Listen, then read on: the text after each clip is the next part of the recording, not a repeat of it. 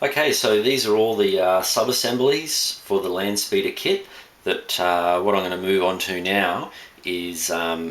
putting them onto the little toothpicks that I showed you earlier, which I can then put onto that plinth so that we can start getting these pieces undercoated. And what my intent is, like I mentioned, is I do want to paint the interior of this,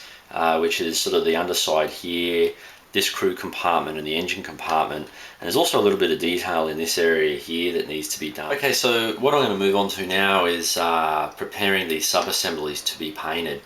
So basically what I like to do is to just get toothpicks and mount the various sub-assemblies onto those toothpicks, which I can then put into a styrofoam plinth so that I can easily handle them and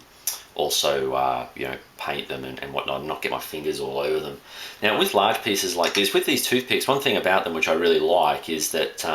unlike a lot of toothpicks where both ends are sharpened, these ones here, only one end's been sharpened, the other end's flat, which means that it's able to be used to be glued onto,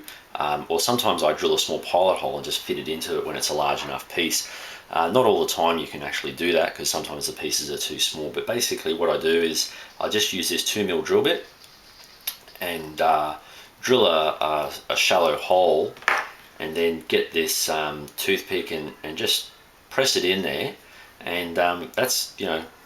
quite firmly on there now. And as you can see, when I'm airbrushing this, which I'll be doing a bit later, or even undercoating it, I'm not worried about where my hands are going to be touching it because I've got this this toothpick to hang on to, so I can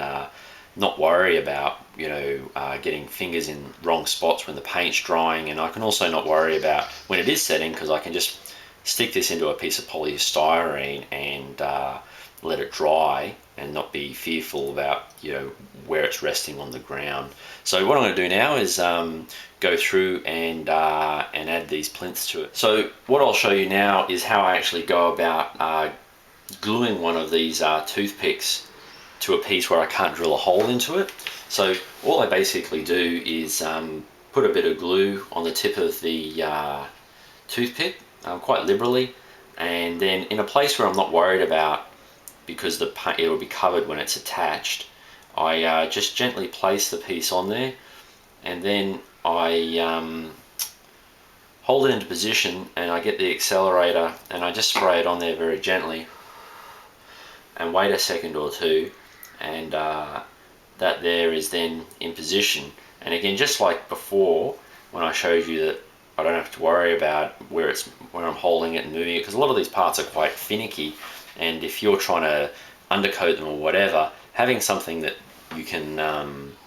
hold the piece with while you're undercoating it, while you're airbrushing it, or whatever it is you're doing to it,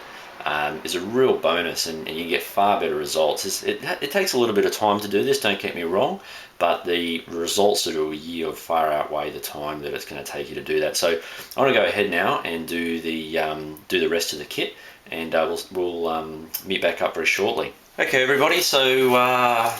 that's that. This is now ready to be undercoated. As you can see, it's all neatly mounted onto these plinths, and you can turn these things upside down and whatever, so that when you're undercoating them you can be very thorough and make sure you get very good coverage. And you can also take individual pieces out, do what you like with them,